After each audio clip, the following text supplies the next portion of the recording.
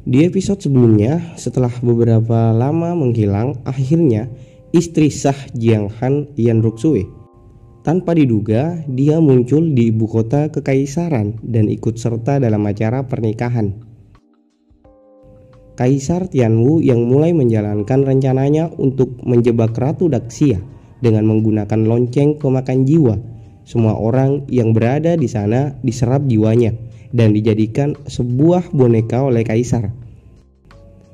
Beberapa langsung dibunuh tanpa ragu.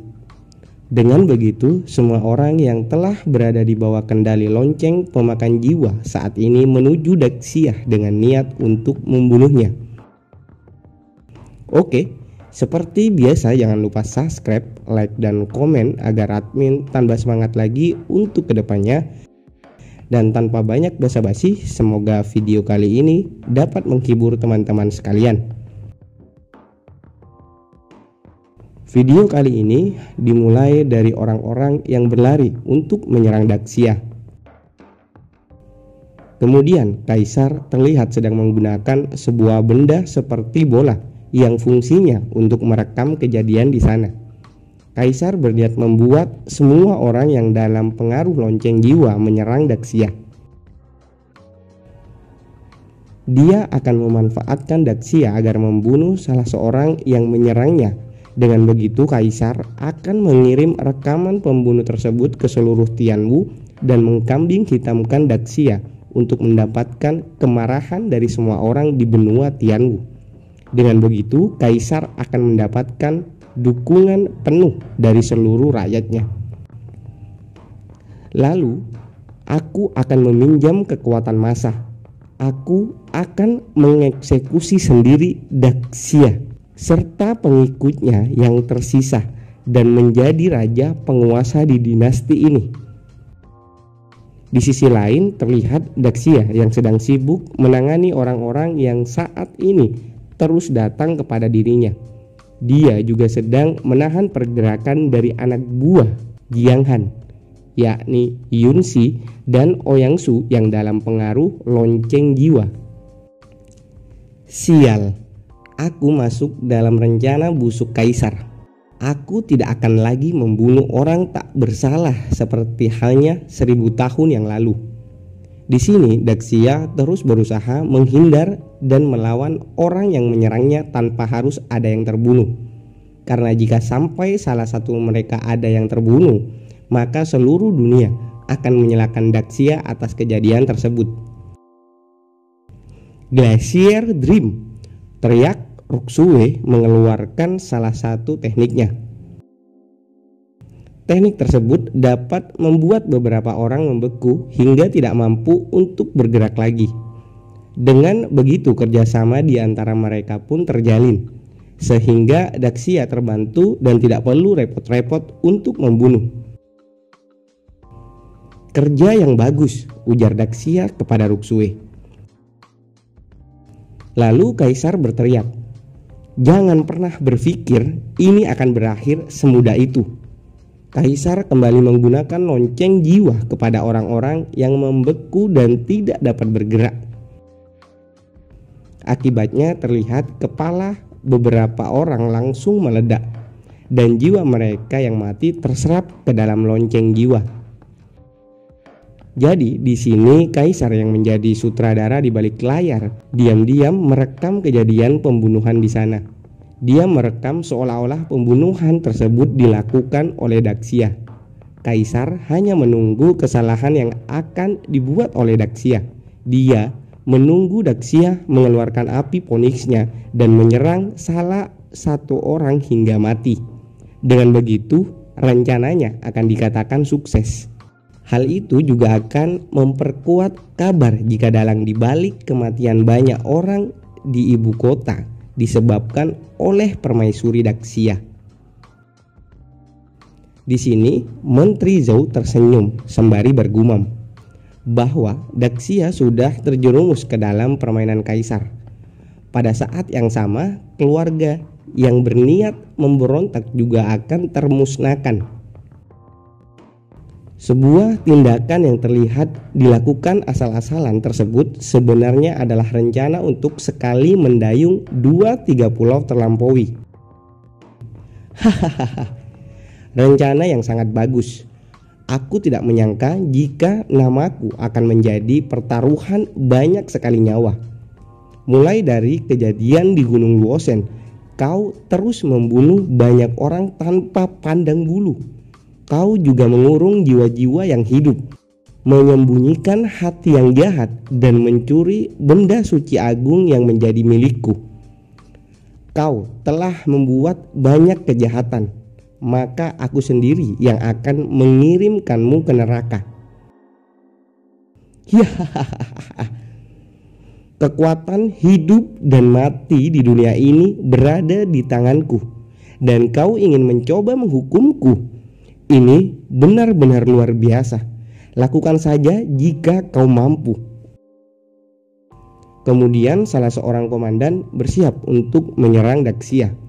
Dia mengingatkan Daxia jika dirinya saat ini berada di tanah wilayah Kekaisaran Tianwu.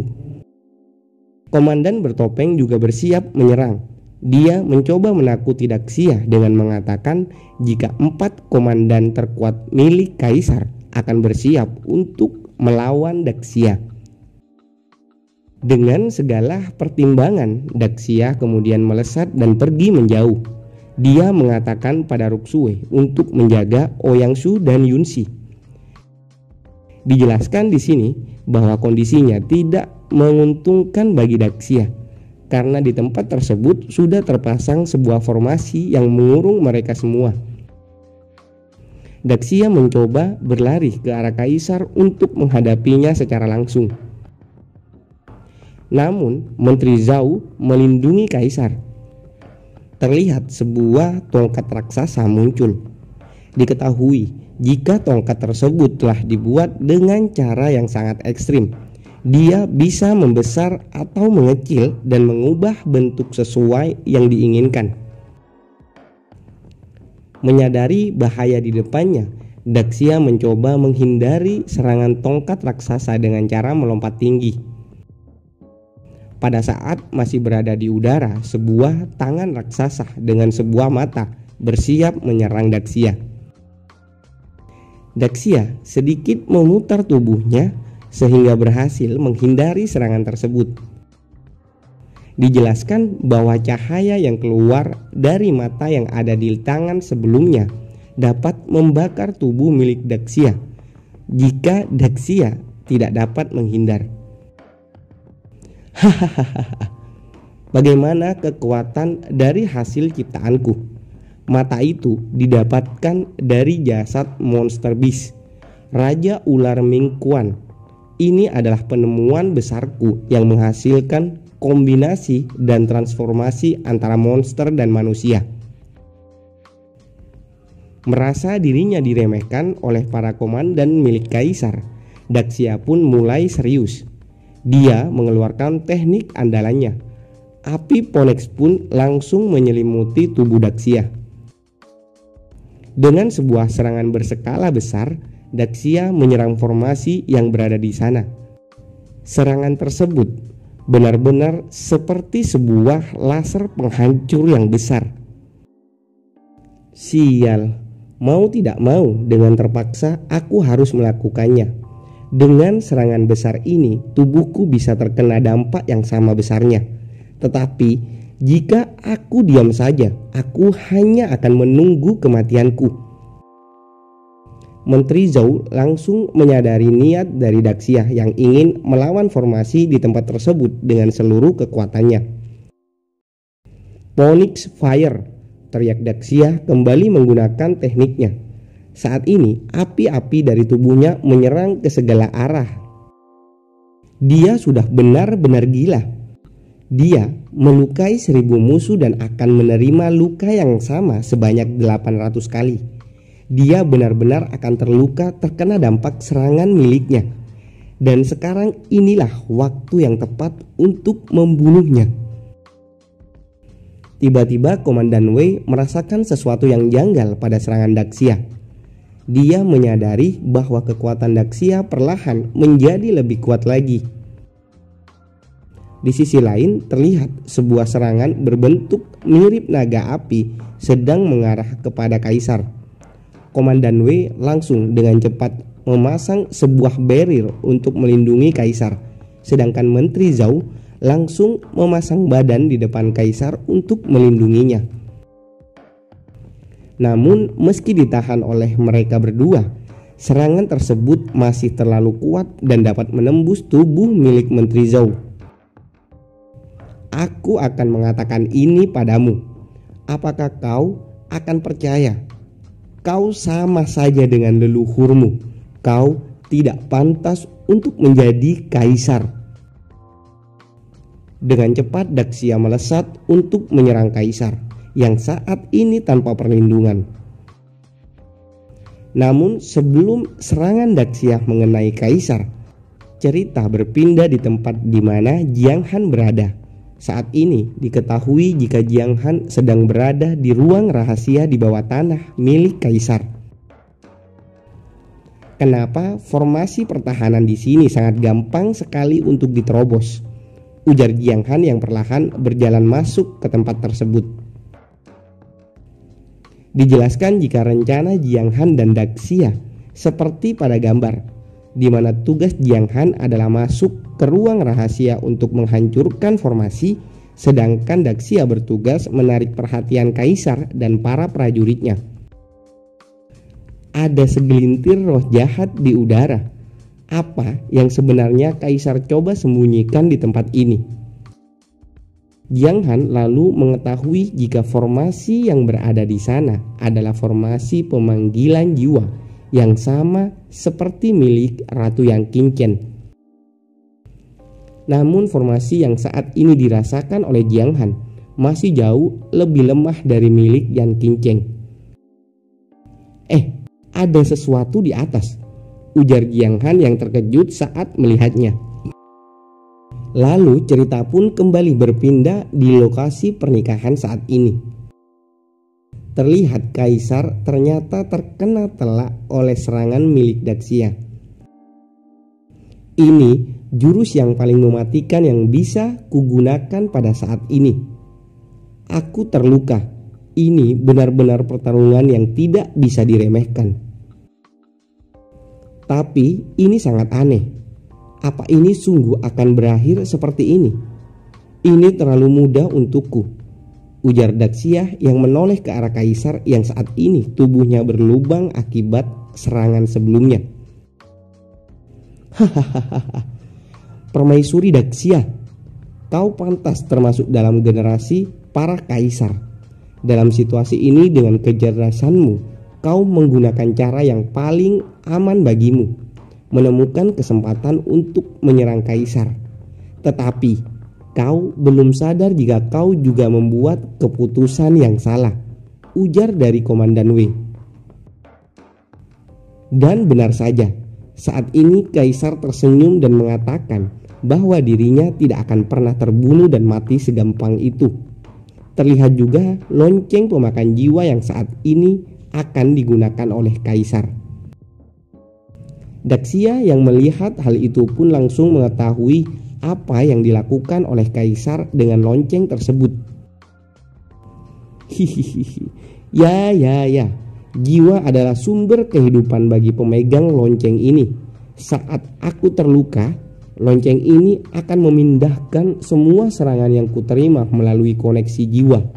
Selama masih ada orang yang hidup di kota ini, meski itu hanya satu orang, maka aku tidak bisa mati. Ayo Daksya, tidakkah kau ingin membunuhku? Tidakkah kau ingin membalaskan dendam 100 tahun lalu yang terjadi di tempat ini? Dan dijelaskan jika lonceng pemakan jiwa akan menyerap jiwa-jiwa orang yang masih hidup, menjadi sebuah kekuatan bagi kaisar.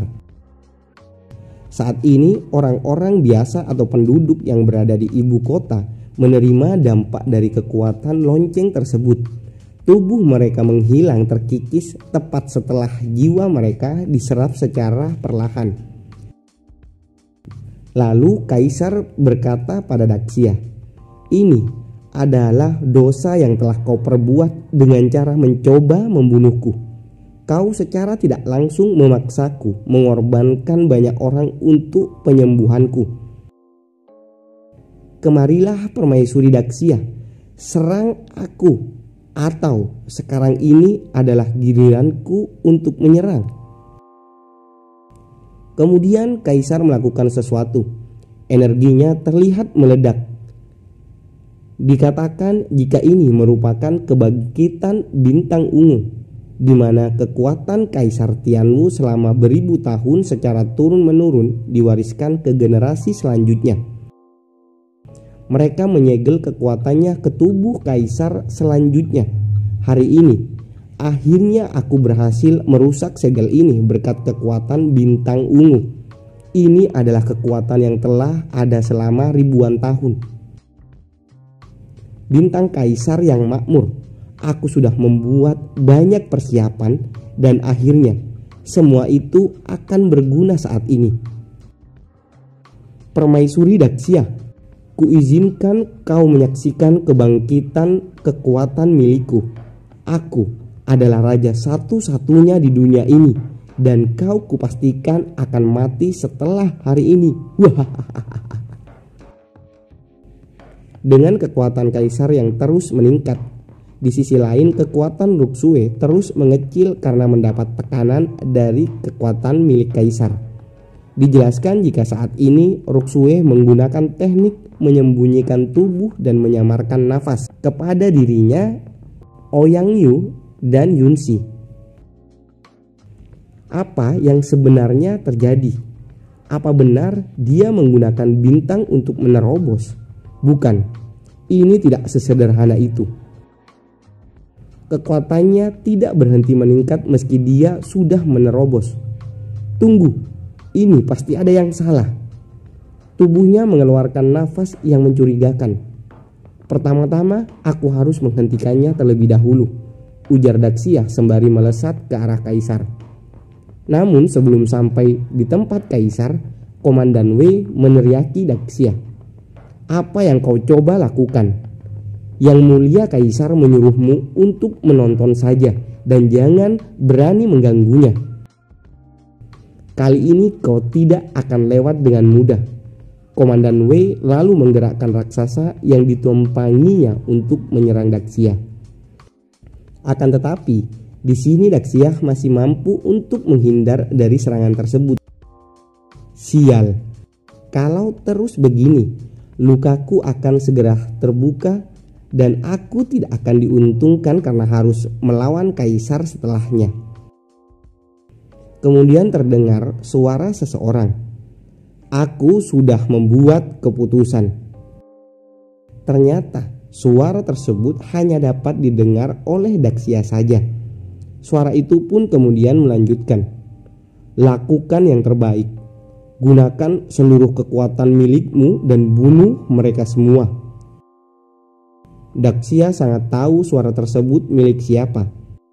Dia begitu senang dengan instruksi yang dia dengar, karena dari awal pertarungannya Daksya tidak menggunakan seluruh kekuatan miliknya. "Baik, jika begitu aku tidak akan menahan diri lagi." Melihat Daksya yang diam tidak bergerak, salah seorang komandan tidak menyia-nyiakan kesempatan tersebut. Dia melesat untuk menyerang Daksya.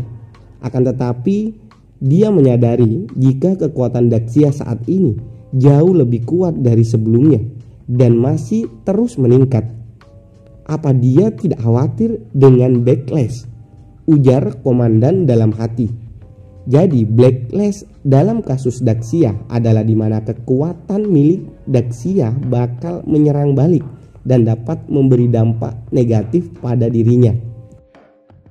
Suara yang tadi berbicara pada Daksya itu tidak lain adalah suara Jiang Han.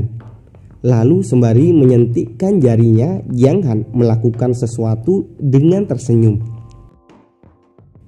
Ternyata sebelumnya Jiang Han menaruh dan menanam beberapa core monster miliknya sehingga kali ini dia mengaktifkan tekniknya untuk menyumon atau mengeluarkan monster-monster tersebut.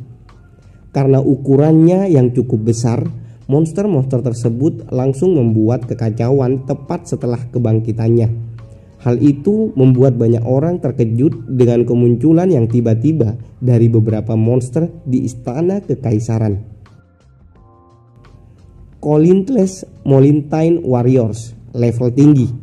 Mereka disumon oleh Jiang Han dari Demon Locking Tower dan muncul di seluruh penjuru istana.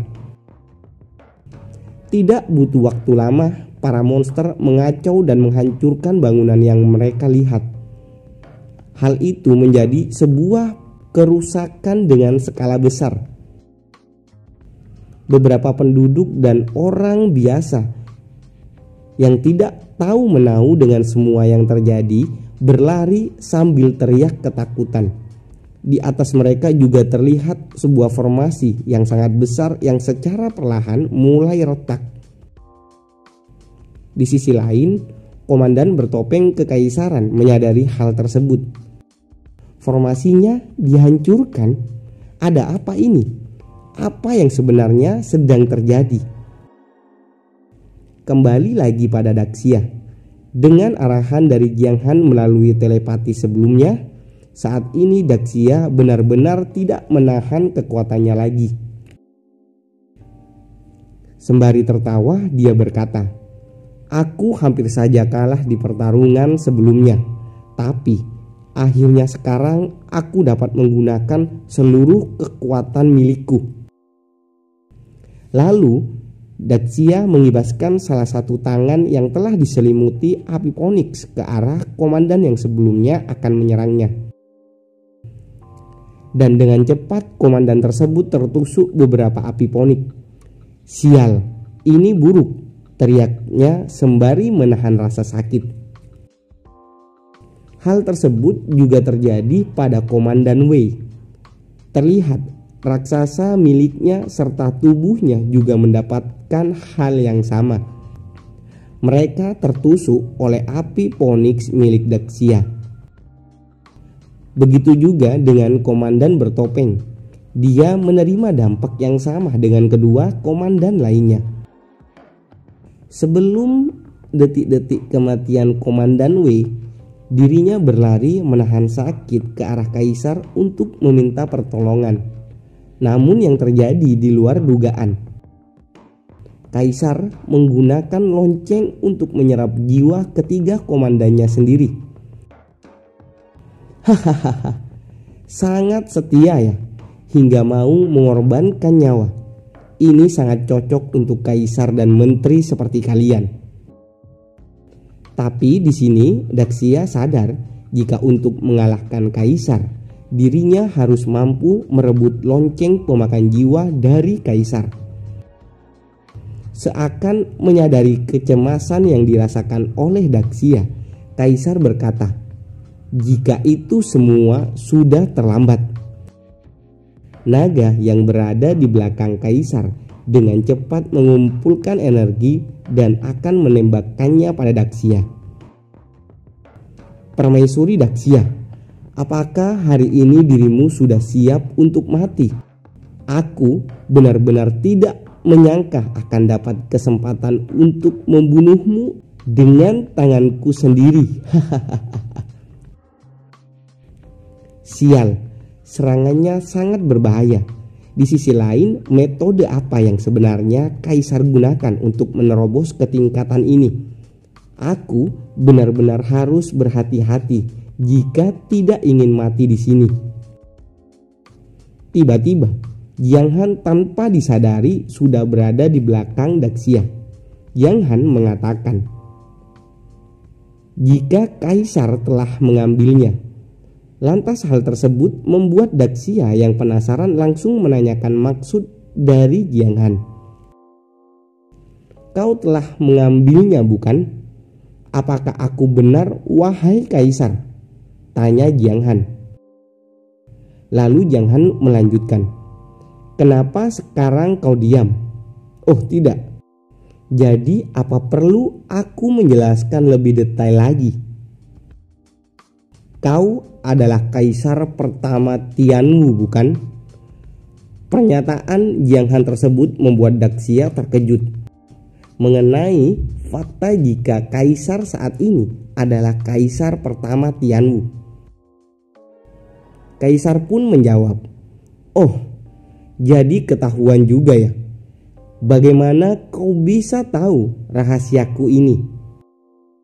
Dan video ini diakhiri dengan diperlihatkannya Ruxue yang menangis bahagia saat melihat suaminya muncul. Oke, sampai di sini dulu video kali ini. Jangan lupa tunggu update selanjutnya dan see you.